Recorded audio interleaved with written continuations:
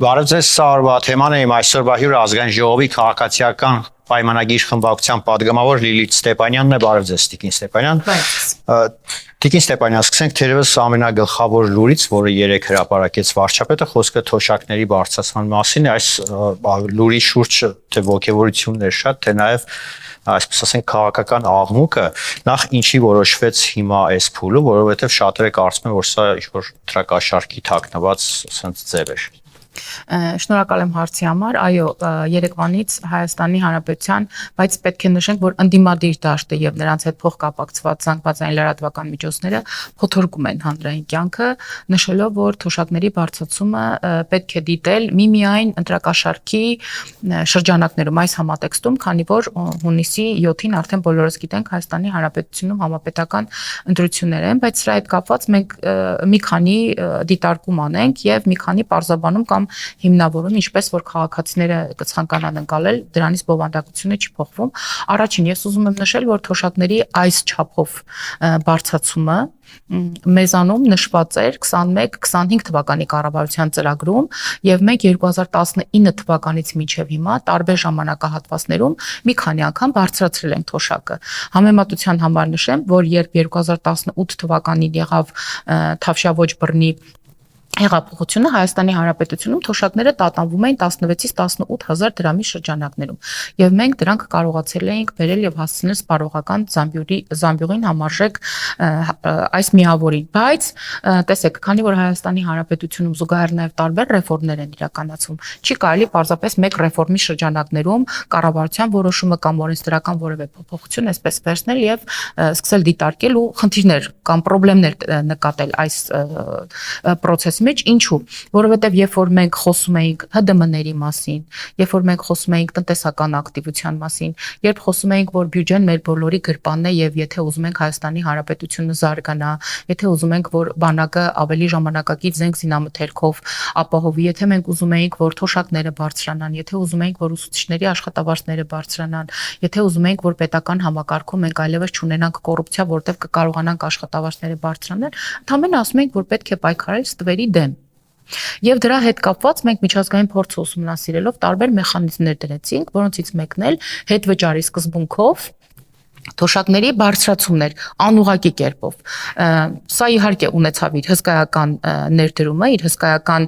պայքարի մի մասնիկը ստվերի դեմ այս ամբողջ գործընթացում, բայց այնուամենայնիվ կային թոշակառուներ, բնականաբար նաև քաղաքացիներ, նաև ընդդիմադիր շերտերը, ովքեր մեզ անընդհատ մատնացույց էին անում մեր իսկ կառավարության կողմից մշակված, ամրագրված, հաստատված, օրենքի ուժ ստացած 21-25 թվականների կառավարության ծրագիրը։ Բայց մեր դիմախոսները մոռանում են նշել, որ շատ կարևոր բան է տեղի ունեցել ի վերջո 2025 թվականի օգոստոսի 8-ին եւ շատ կարևոր բաներ են տեղի ունեցել դրանից հետո կապված խաղաղության գործընթացի,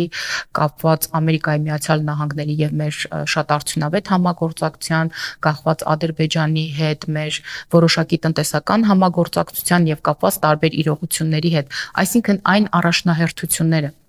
որ Հայաստանի Հանրապետության կառավարությունը իր արչև դրել էր նախորդ տարի կամ մինչև այս տարվա որոշակի իրադարձություններ, այլևս այն չափով առաջնահերթություններ չեն եւ կառավարությունը կարողացել է ֆինանսավորման տողը փոխելով ավելի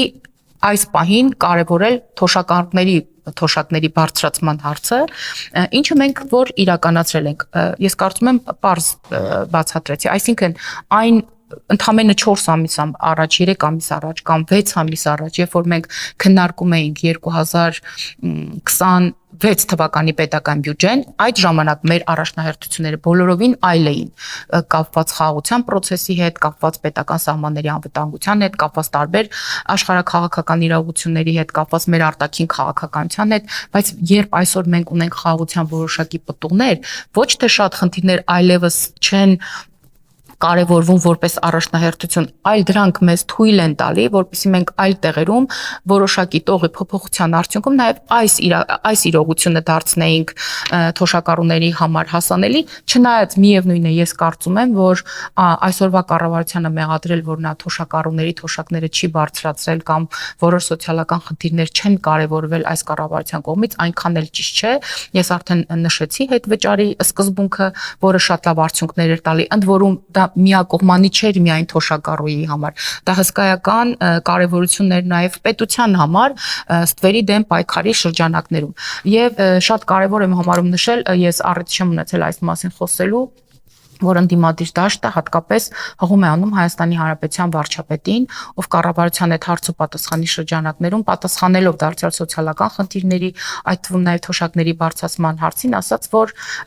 մեզանից պահանջում են, որ թոշակները բարձրացնենք 5000 կամ 10000 դրամով։ Ինչի վրա պիտի ծախսի թոշակառուն այդ 10000 դրամը ստորակետ։ Հիմնականում պետք է դրանք ծախսի բժշկական կամ առողջապահական ծառայություններից օգտվելու համար, մենք ներդրել ենք առողջապահության համապարփակ համակարգը, ընդ որում մեզ համար առաջնահերթություն ունեցող կարևոր 3 կատեգորիաների մեջ նշված են նաև 65+ տարիք ունեցող մեր ավագ սերնդի ներկայացուցիչները, որոնք էլ հենց հանդիսանում են թոշակառուները։ Շատ քննարկում են, թե վարչապետը ասել է ինչի վրա պետք է ծախսեն այդ 10000 դրամը, մոռանում են, որ վարչապետը այդտեղ վերջակետ չի դրել, ստորակետ է դրել եւ շարունակել է ասելով եւ խոսելով մեր այլ ռեֆորմի մասին, որը արդեն այսօր հսկայական կարևորություն ունի եւ հսկայական թվով շահառուների խմբի մասին է խոսում, ովքեր տարիներով հետ են թողել իրենց բժշկական հարցերը, իրենց առողջապահական խնդիրները չեն կարևորել, քանի որ չեն ունեցել որոշակի դրամական հնարավորություն։ Այսօր դա տրվում է անվճար եւ հսկայական թվով մեր թոշակառուներ, հաշմանդամություն ունեցող անձինք, 0-ից 18 տարեկան մեր քաղաքացիները կարողանում են անվճար բժշկական ծառայություններից օգտվել։ Եվ սա համարել ընտրակաշարք, ես կարծում եմ այդքան էլ ազնիվ չէ, որովհետև ես երեք նաև մի գրառում եմ արել, ուրեմն 21 թվականից մինչև երեկվա օրը ներառյալ եւ գուցե այս պահը ներառյալ Հայաստանի Հանրապետության կառավարությունը եւ ազգային ժողովը ինչ ռեֆորմ որ բերել են, դրանք անպայման ընդդիմության կողմից որակվել են որպես ընտրակաշարք։ Նույն ընտրակաշարքի մեջ մեզ մեղադրում են, երբ դեռևս նախորդ տարի տարեվերջին Պաշտպանության նախարար Սուրեն Պապիկյանը ազգային ժողովում ներկայացրեց օրինակ պարտադիր զինվորական ծառայության ժամկետը կրճատելու մասին նախագիծը, դա էլ որակվեց ընդդիմության կողմից որպես ընտրակաշարք, երբ օրինակ մենք տարբեր համայնքներում կամ մարզերում ներկայացնում են կառավարության 300 դպրոց 500 մանկապարտեզ նախագիծը, երբ արդեն բարենորոգված կամ արդեն 100%-ով հիմնանորոգված կրթական հաստատությունները իրենց դռներն են բացում մեր սովորողների կամ մանկապարտեզ հաճախող մեր երեխաների համար, սա էլ են դիտարկում որպես ընտրակաշարք, ասում են դուք ընտրակաշարք եք բաժանում համայնքի ժողովրդին, երբ որ օրինակ կառավարությունը ձեռնարկեց սահմանամերձ գյուղական համայնքներում 16 միլիոնի ծրագիրը, որը ոչ միայն նպատակ ուներ սահմանամերձ գյուղերում կյանքը ակտիվացնել, արև մեր մյուս ռեֆորմի այդ 300 դպրոց եւ 500 մանկապարտեզի շրջանակներում էր, այսինքն մենք ստեղծում էինք ենթակառուցվածքներ, ռոռոկման ջրիգից, գազաֆիկացում, նոր կարելի ասել նոր թաղամասեր էինք ստեղծում գյուղերում եւ շատ կարեւոր էր որ այնտեղ մենք ունենանք նաեւ բնակիչներ, շահառուներ, խոսքը 500-700 թվով նոր տների կառուցման մասին է, այսինքն մենք ստեղծել ենք կարելի ասել նոր գյուղեր, նույն Վերքաբերում, նույն Կիրանցում, երբ ընդդիմության շատ ներկայացուցիչներ անգամ չգիտեն որ դրանք գտնվում են Հայաստանի Հանրապետության տարածքում եւ մեզ մեղադրում ենք թե մենք այս բնակավայրերը սահմանազատման եւ սահմանագծման գործընթացում թողել ենք Ադրբեջանին, այնտեղ այսօր մեր քաղաքացիները թվով 700 ընտանիք, այնտեղ նոր շենքեր եւ նոր տներ են կառուցում, այսպես ասած։ Սա էլ դիտարկվեց որպես ընտրակաշարք։ Այսինքն, եթե մենք ընկնենք ընդդիմության այս ոչ ազնիվ եւ ոչ ճիշտ ելակետով ձևակերպված մեղադրանքների հետևից, ուրեմն պետք է ոչինչ չանենք, որովհետեւ մենք ինչ արել ենք 21 թվականից մինչեւ հիմա, եղել են ընդդիմության ներկայացուցիչներ կամ ողջ ընդդիմադիր դաշտը, որ ասել է սա ընտրակաշարք է։ Տիկին Ստեփանյան, տեսեք, այսօր վարչապետը ներկայացնելով կառավարության ծրագրի 25 թվականի արդյունքները նշեց, որ առաջի օրացույցային տարին ա եղել, երբ խաղաղություն է եղել Ադրբեջանի եւ Հայաստանի միջև, սահմանում հանգիստ եղել եւ հաջորդ կարևոր ձեռքբերումը, որ Հայաստանում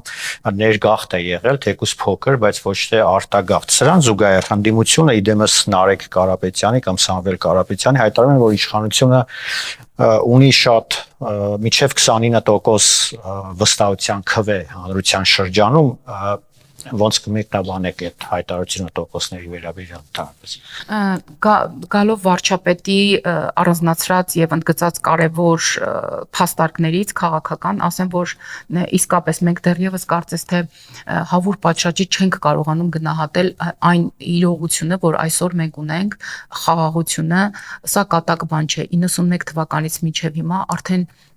շուրջ 24 ամիս, մի քիչ գուցե քիչ, մենք սահմանի չունենք զոհ Ադրբեջանի դիպուկահարի կամ Ադրբեջանի զինված ուժերի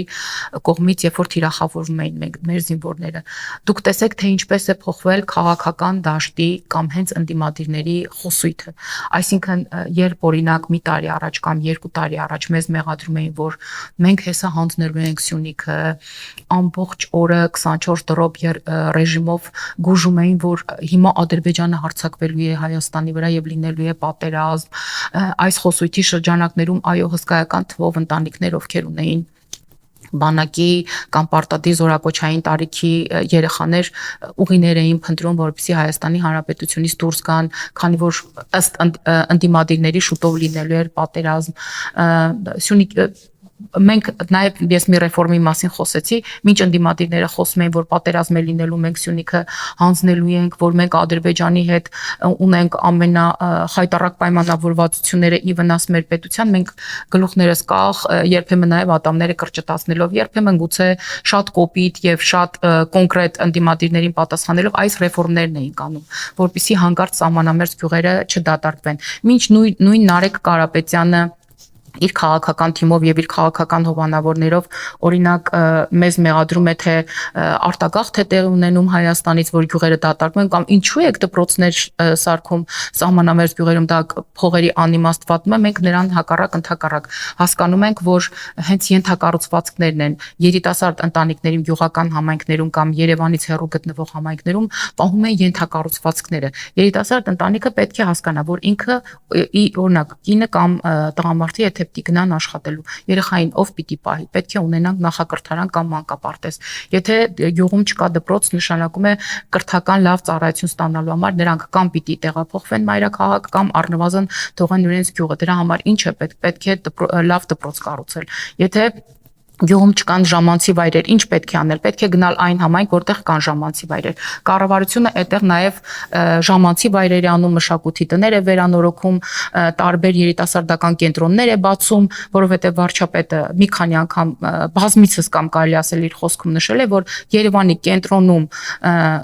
երեխան, ով հաճախում է դպրոց, մանկապարտեզ, արվեստի դպրոց կամ այլ սպորտային խմբակ, պետք է ոչ մի տարբերություն չունենա գյուղական համայնքի այդ նույն երեխայի պահանջմունքների հետ եւ այդ երեխայի պահանջմունքներն էլ առնվազն պետք է բավարարված լինեն այնքանով, որքան Երևանի կենտրոնում երեխայի պահանջներն են։ Եվ ճիշտ է ասում վարչապետը, սա էլ հոխափելու բան չի։ Թվերը կոնկրետ իրենց մասին ասում են, որ դրական սալդո ենք մենք ունեցել, այսինքն Հայաստանի Հանրապետություն ավելի մեծ թվով քաղաքացիներ են մտել նախորդ տարում, քան դուրս են եկել։ Թվերի դեմ պատերազմները կարծում եմ ամենաարդյունավետ միջոցը չէ մեր քաղաքական ընդդիմախոսների համար եւ նրանք ճիշտ կլինի վերանայեն իրենց որոշ խոսույթներ, թե ինչպես եղավ օրինակ, որ մեզ այլևս չեն մեղադրում պատերազմի մեջ, մեզ այլևս չեն մեղադրում Սյունիքը հանձնելու մեջ, մեզ այլևս չեն մեղադրում, որ մենք սահմանազատման եւ սահմանագծման գործընթացում էլ ինչ որ համայնքներ պետք է հանձնենք Ադրբեջանին, այլ հիմա օրինակ նրանք մեզ մեղադրում են էժան բենզինի համար, նրանք մեզ մեղադրում են կենսաթոշակները բարձրացնելու համար, մեղադրում են առողջապահական համակարգի ինչ-ինչ տեխնիկական խնդիրների համար, թրիփի համար են մեզ մեղադրում, թե օրինակ ինչու մենք ավելի մեծ չափով տոկոս չունենք այդ թրիփի հետ կապված հարցում, սա խոսում է մեկ բանի մասին, որ այսօրվա կառավարությունը իրականացնում է հրաշալի բալանսավորված ներքին քաղաքականություն եւ բալանսավորված արտաքին քաղաքականություն։ Այո, չեզոքացնելով բազմաթիվ մարտահրավերներ, մենք կարողանում ենք նաեւ տարբեր ոլորտներում ներդնել հսկայական գումարներ եւ այսօր Հայաստանի Հանրապետությունում չկա մի ոլորտ, որտեղ մենք չունենանք համապատասխան զարգացման ռազմավարություն եւ քաղաքականություն։ Սա խոսում է ընդհանրապես կառավարության ճշտգրիտ եւ թիրախավորված քաղաքականությունների մասին։ Ներգաղթով պայմանավորված չեմ կարող չնշել հատկապես պաշտպանության ոլորտում մեր մի շարք ռեֆորմները, թե պաշտպանության նախարարության կողմից, թե մեր գործընկեր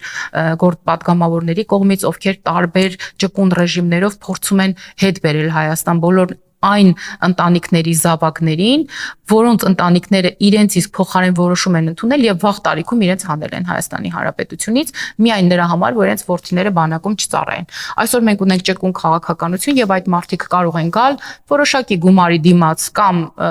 ինչ որ չափով, ինչ որ ժամանակահատվածում ծառայություն անցնել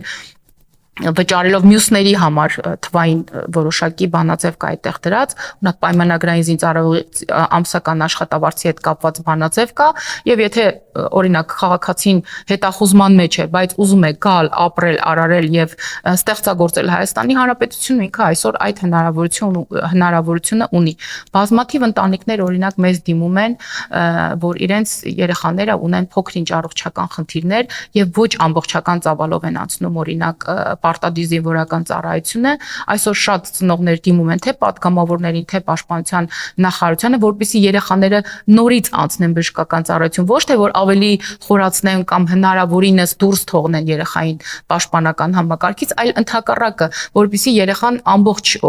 թափով կամ իր հնարավորությունների ամբողջ ծավալով պաշտպանություն անցնի, գիտեք ինչու, որտեղ մենք նաև մեծ թվով սոցիալական երաշխիքներ ենք ներդրել բոլոր զինվորների համար տարբեր ծրագրերի ձևով առաջարկություններ ենք ներկայացնել նաև զինվորների ընտանիքներին եւ մարդիկ այսօր պարզապես ուզում են դառնալ կառավարության գործընկերը տարբեր հարցերում։ Նարեկ Կարապետյանը, անկեղծ ասած, ես չգիտեմ Նարեկ Կարապետյանին ինչու իր ընտանիքի անդամները եւ իր քաղաքական թիմի անդամները չեն սիրում, որ նրա ուսերին այսչափ ծանր բեռ են դրել, բայց ես խորհուրդ կտամ, որ Նարեկ Կարապետյանը օրինակ կարդա Հովհաննես Թումանյանի հեքիաթներից մեկը, որտեղ գլխավոր հերոսը օրինակ ասում էր, որ խոսքը Քաջնազարի մասին է, որտեղ գլխավոր հերոսը ասում էր, որ ինքը հրամայում է, որ այսուհետ գետերը ունենան երկու ափ, ինքը հրամայում է, որ արևը դուրս գա առավոտյան եւ երեկոյան մայր մտնի, ունակ ինքը հրամայում էր, որպեսզի սարերը դաշտերից ավելի բարձր լինեն։ Գիտեք, քաղաքական կյանքում, քաղաքական դաշտ մտած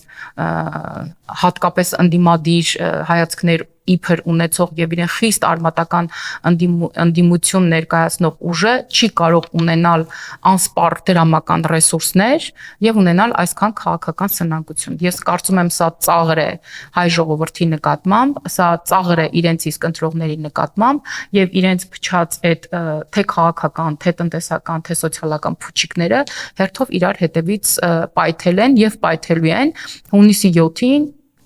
հաշվի առնելով Նարեկ Կարապետյանի եւ նրա քաղաքական համախոհների այլ առաջարկներ, որոնցից մեկը վերաբերում էր Նոյան Տապանին, իդեպ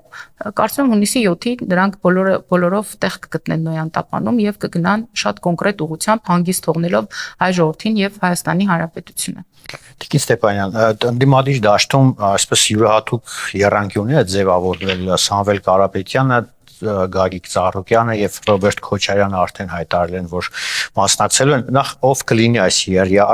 երյակի առաջնորդը, թեկուզ ստվերային, եւ ինչի չի միացել մինչեւ այժմ Սերժ Սարգսյանը, թե Սերժ Սարգսյանը այդուամենայնիվ փորձում է այս երյակից մի քիչ ավելի հեռու պահել իրեն։ Շատ կարևոր հարց եք տալի եւ շատ ակտուալ է այս հարցը։ Եկեք հերթով գանք։ Գագիկ Ծառուկյանը արդեն եղել է իշխանության մեջ, կազմել է իշխանության հետ կոալիցիա եւ բացի 1-2 սպորտային միջոցառումներին իր ներկայությամբ կամ իր ներկայգտնվելով, այլ հետագից քաղաքական դաշտում չի թողել, դրական իմաստով չի թողել, բացական իմաստով թողել է, որոնցից մեկը օրինակ այդ որպես ընտրակաշարք Տուկիթելն էր, որ նա բաժանում էր քաղաքացիներին, վերջերս նա հանդես եկավ Նոյան Տապան սարքելու առաջարկությամբ, որտեղ պետք է գտնվեին հրավեր էր տալիս տարբեր քաղաքական ուժերի եւ 1-2-ը ստեյության արձագանքել են, բայց եթե մենք հետ գնանք Աստվածաշնչյան Նոյան Տապանի հիմնական իմաստային եւ բովանդակային մեկնաբանմանը, անկեղծ ասած մի քիչ կարծում եմ դժվար կացության մեջ է դրել Գագիկ Ծառուկյանը իր համախոհներին, առավել եւս նրանց, ովքեր արդեն համաձայնվել են տեղ գտնեն Նոյան Տապանում, չգիտեմ, իրենք հատկապես Աստվածաշնչյան պատմության սուբյեկտներից որ դերն են իրենց վրա վերցրել։ Կարծում եմ Գագիկ Ծառուկյանը ապացուցված է, որ քաղաքականության հետ կապ չունի, քաղաքականություն մտնելու պիտի որ ցանկություն չունենար, այստեղ մենք ուրիշ բանի մասին ենք խոսում, եւ ըստ երևույթին նա հիմնականում օլիգարխ է եւ իր մեծ ռեսուրսները ձևավորել է նախորդների, նախկինների իշխանության ժամանակ, կարծում եմ ոչ մեկի համար գաղտնիք չէ, որ Գագիկ Ծառուկյանի քաղաքական ուժը ձևավորվել է Ռոբերտ Քոչարյանի կողմից եւ հանդիսանում է Ռոբերտ Քոչարյանին հարող այլ քաղաքական ուժերի դուստր ձեռնարկություն։ Այսքանով Գագիկ Ծառուկյանի քաղաքական կյանքի սկիզբը, ընթացքը եւ վերջակետը կարծում եմ պարզ է։ Գալով Սամվել Կարապետյանը ունի 3 երկրի քաղաքացիություն՝ Հայաստան, Ռուսաստանի Դաշնություն եւ Կիպրոս։ Ինչու ունի, ոչ թե նա շատ սիրում է այս երկրները եւ անպայման ուզում է այս բոլոր երկրների քաղաքական, տնտեսական եւ սոցիալական կյանքին, հանրային կյանքին մասնակցի, այլ ճիշտ հակառակը։ Նա այս անձնագրերով, այսպես ասած, քաղաքացիությամբ կարողացել է մինչեւ հիմա մանևրել իր համար տարբեր տհաճ իրավիճակների համար։ Օրինակ, Ռուսաստանի Դաշնությունը ինքը խնդիր ունի իշխանությունների հետ կամ իր բիզնես շահերի հետ, կամ Ռուսաստանը գտնվում է Եվրոպայի կողմից տարբեր սանկցիաների տակ, հրաշալի է, այդ ժամանակ նա կօգտագործի Հայաստանի Հանրապետության անձնագիրը, որտեղ Հայաստանի Հանրապետությունը իր արտաքին բալանսավորված քաղաքականության արդյունքում հրաշալի հարաբերություն ունի Եվրոմիության տարբեր երկրների հետ։ Եթե խնդիր ունի Հայաստանի Հանրապետությունում իր տարբեր բիզնես խարդավանքների հետ կապված հարցեր իրավապահների հետ, հրաշալի է, ուրեմն նա կօգտագործի Կիպրոսի քաղաքացիությունը, որովհետև Հայաստանի Հանրապետությունը խնդիր չունի Կիպրոսի Հանրապետության հետ եւ բնականաբար ունի նաեւ համաձայնագրեր։ Այսինքն մենք գործ ունենք քաղաքական շուլերի հետ, ով իր բիզնես շահը պահպանելու համար, ով իր բիզնեսները, իր կալվածքները, իր Հայաստանի Հանրապետության յուրաքանչյուր քաղաքացու գրպանը մտնելուց հետո իր կարողությունները մեծացնելու նպատակով փորձում է եւս մեկ անգամ, չգիտեմ ինչ ասեմ այս երևույթին, ոնց որ իր բիզնես շահերը պաշտպանելու նպատակով նա պատրաստ է անգամ հայ ժողովրդի ամենակարևոր, ամենակենսունակ, առաջընթաց ցանկությունների վրա ինչ որ խաղեր խաղալ։ Ես կարծում եմ սա եւս մեկ անգամ ապացույց պետք է լինի մեր ժողովրդին, մեր վաղվա ընտրողին, որ Սամվել Կարապետյանին որպես քաղաքական սուբյեկտ եւ այն ուժերը, որ նրա կողքին հավաքվել են, ընդհանրապես չդիտարկի, նախ ամենակարևորը ինչ տեսանկյունից, որ Հայաստանի Հանրապետության սահմանադրությունը ասում է, որ այլ երկրի քաղաքացին չի կարող դառնալ Հայաստանի Հանրապետության վարչապետ։ Այս մարդը արդեն 3 երկրի քաղաքացի է։ Ավելի եթե ընտրվեն կփոխի։ Ավելի այնց ծաղրը սրանում է կայանում, որ Սամվել Կարապետյանը մի հատ էլ իրեն թույլ է տալիս պայման դնել հայ ժողովրդի առաջ, ասում է ես կհրաժարվեմ այն 2 երկրների քաղաքացիությունից, եթե ինձ ընտրեք։ Հարգելիս, օրինակ, քեզ ինչու համար պետք է ընտրի հայ ժողովուրդը կամ Հայաստանի Հանրապետության քաղաքացին։ Ձեր ընտանիքի քո եւ քո եղբոր արարքների, հատկապես որ լավ արարքի համար պետք է ձեզ ընտրի։ Ձեզ պետք է ընտրեն մարտի 1-ի համար, երբ Սամվել Կարապետյանի եղբայրը Սերժ Սարգսյանի քաղաքական թիմի շատ կարկառուն, շատ ակտիվ ներկայացուցիչ էր։ Ձեզ պետք է ընտրեն նրա համար, որ 2 եղբայրներով ունեք 4 որդի եւ նրանցից որևէ մեկը Հայաստանի Հանրապետության բանակում չի ծառայել։ Ձեզ հավանաբար պետք է ընտրեն նրա համար, որ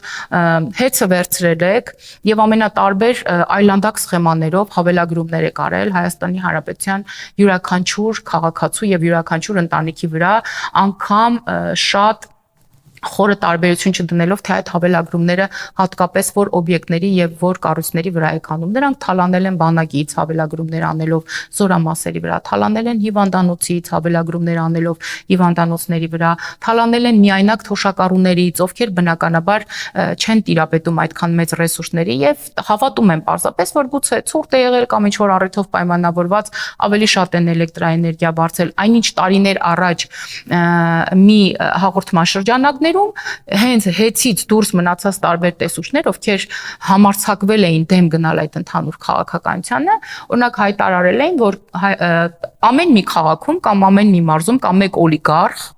որը հրաշալի հարաբերությունների մեջ է Կարապետյան եղբայրների հետ, եւ օրինակ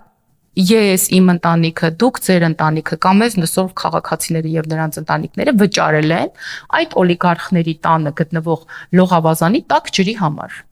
Սա բարոյական է, թե բարոյական չէ։ Կամ օրինակ հեծը իր հարակից տարածքը, որը կարող էր օգտագործել որպես ավտոկանգառ համապատասխան X գումարով, շատ քիչ գումարով, նա դա տվել է իր հետ փոխկապակցված մի ընկերության, բայց օրինակ պետությունից կամ քաղաքապետարանից 7x, 10x, 20x անգամ ավելի թանկ այլ ավտոկանգառը վերցրել, այսպես նաև հետաքրքիր սխեմաներով ինչքան հնարավոր է քերել են հայ ժողովրդին եւ Հայաստանի Հանրապետությունը։ Հիմա այս մարդիկ եկել են, ասում են մենք բարերարներ ենք եւ բարեգործներ ենք։ Ես շատ կցանկանամ, որ իրենք բերեն get 1 արարք կամ get 1 ծրագիր, որ իսկապես եղել է բարեգործություն եւ իրենք չեն գողացել ժողովրդից պայմանական ասենք 10,000 դրամ եւ օրինակ 100 դրամի բարեգործություն չեն իրականացրել։ Էլ չեմ ուզում անդրադառնալ Սամվել Կարապետյանի կամ Նարեկ Կարապետյանի մտքի գոհարներին առ այն, որ օրինակ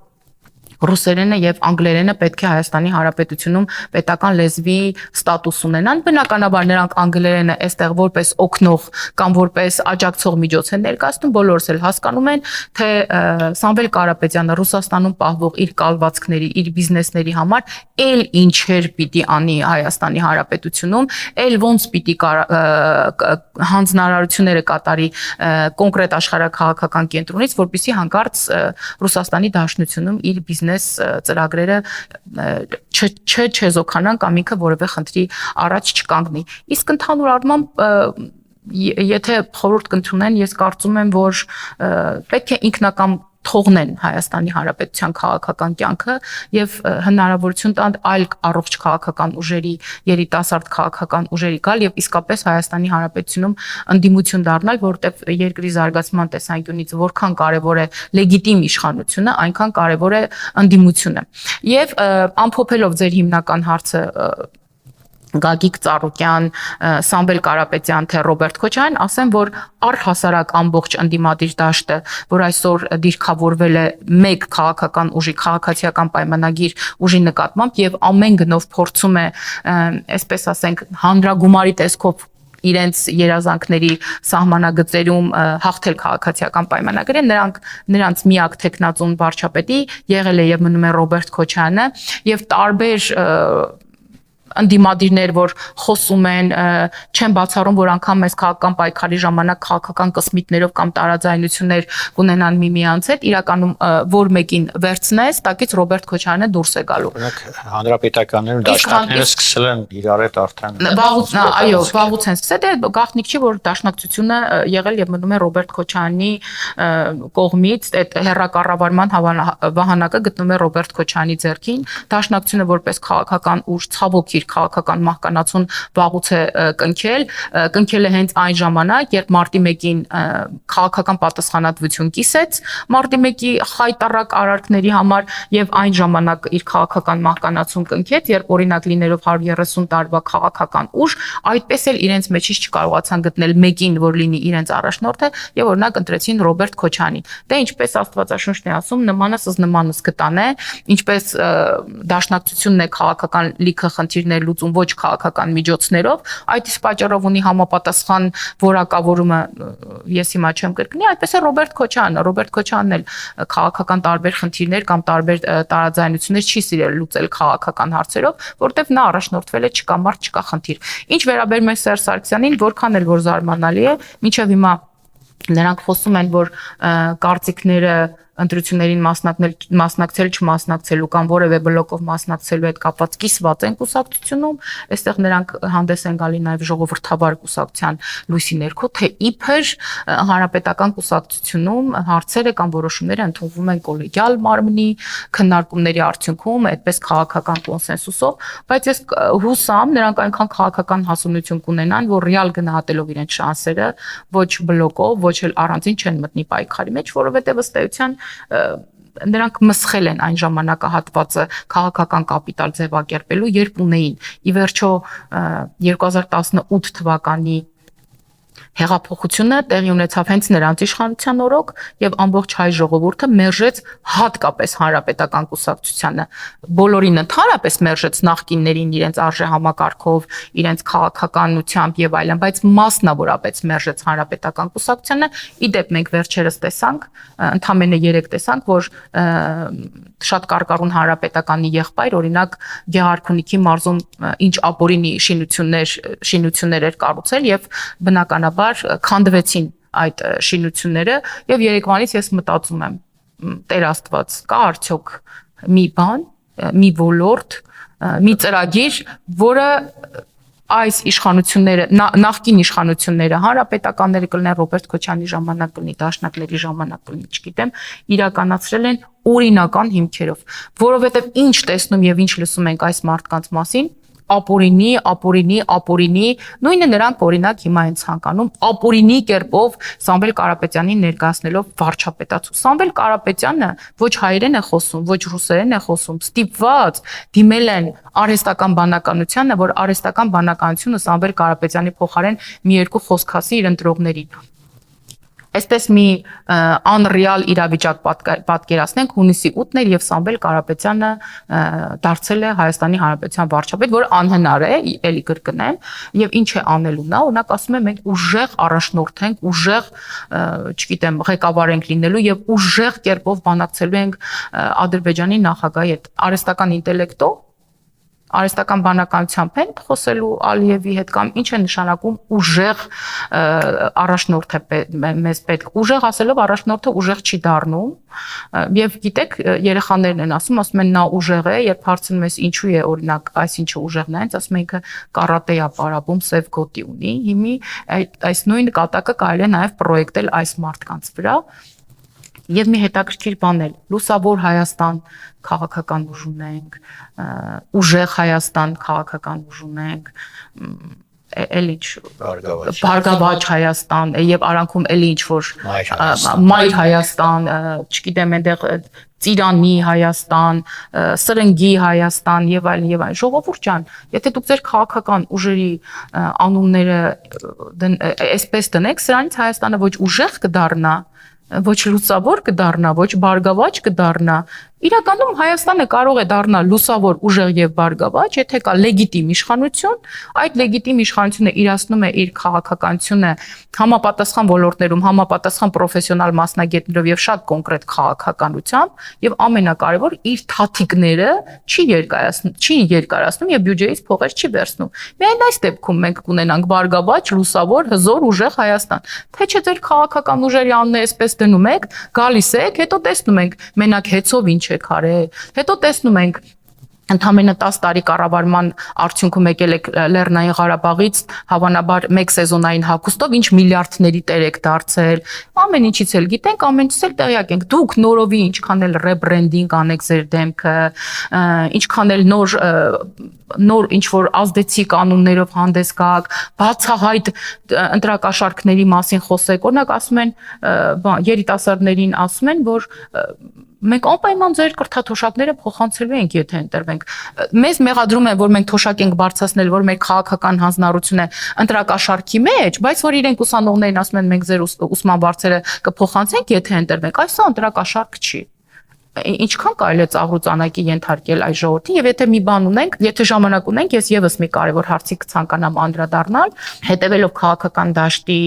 զարգացումներին, կարծում եմ բոլորս էլ կհիշենք, որ օրինակ մեր քաղաքական ուժը եւ մեր քաղաքական ուժի առաջնորդը վարչապետ Նիկոլ Փաշինյանը բազմիցս խոսել է սահմանադրության փոփոխության անհրաժեշտության մասին, ասելով, որ սահմանադրությունը 2015 թվականին բռնաճնշումներով եւ կեղծված հանրակրվեի արդյունքներով է պարտադրվել մեր ժողովրդին, ասվել է, որ այդտեղ կան կոդավորված արտահայտություններ, մտքեր, որոնք անդադար պետք է Հայաստանի Հանրապետությանը պահեն կախվածության մեջ Ռուսաստանի Դաշնությունից, չթողեն նրա անկախ եւ ինքնուրույն աշխատանքը եւ որպես անկախ եւ ինքնուրույն պետություն գոյությունը եւ դրա համար պետք է նոր սահմանադրություն բերենք, որին կմասնակցի ամբողջ ժողովուրդը եւ դա կդառնա ժողովրդի հիմնարար փաստաթուղթը։ Մեզ բոլորը մեղադրում են, որ Ալիևն է ձեզ պարտադրել, որ դուք սահմանադրություն եք փոխում, բայց սահմանադրության փոփոխության վերաբերյալ անընդհատ խոսում է Էդմոն Մարուկյանը, սահմանադրության փոփոխության մասին խոսում է Սուրեն Սուրենյանցը, խոսում է նույն Նարեկ Կարապետյանի այդ ձևիստների թիմը եւ ելի մի շարք քաղաքական ուժեր խոսում են, որ սահմանադրությունը պետք է փոխվի։ Հիմա եկեք ծուռը նստեք, շիտակ խոսենք։ Այսինքն, եթե մենք խոսում ենք, որ սահմանադրությունը պետք է փոխվի, դա անպայման Ալիևի պահանջն է, բայց որ իրենք են ուզում սահմանադրությունը փոխեն, այլ դա քաղաքական իրողություններից ելնելով է։ Երբ որ մենք խոսում ենք սահմանադրության փոփոխությունների մասին, որը մեզ հիմք կտա ունենալու ինքնիշխան անկախ Հայաստանի Հանրապետություն, այն մենք Ալիևի հանձնարարությունն ենք կատարում։ Բայց երբ որ Սամվել Կարապետյանը եւ իր հոպարը խոսում են, որ սահմանադրությունը պետք է փոխեն, որպեսզի իրենց հոպարը դառնա Հայաստանի Հանրապետության հոպարը, այսպես ասած, վարչապետը նկատի ունեմ, իրենց դեպքում դա շատ կարևոր իրողություն է։ Լավ, ինչքան կարելի է այս կատակներով, այս շուլուխներով գալ եւ մտնել քաղաքական դաշտ։ Ախր չի կարելի։ Չէ՞ որ մեր հասարակության մեջ բավականին շատ են լուրջ մարդիկ եւ այդ լուրջ մարդիկ հունիսի 7-ին ձեր իսկական տեղն են ցույց տալու, որը եթե Գագիկ Ծառուկյանը առաջկայի մասին մենք էլ կբարձրաձայնենք կոնկրետ Նոյան Տապանի կոորդինատները եւ կբաժանենք, թող գնան հասնեն Նոյան Տապանին տուկի թելերով, ծիրանի եւ մալինայի մուրաբաներով, 1 լիտր ձեթերով եւ ուսանողների կրթաթոշակներով հանդերձ։ Շնորհակալություն։ Ձեզ եմ շնորհակալ։ Ես հիշեցնեմ Սարվա թեման էր իմ զրուցակիցը ազգային ժողովի քաղաքացիական պայմանագիր խմբակցության падգամավոր Լիլիթ Ստեփանյանն էր, կհանդիպենք առայժմ։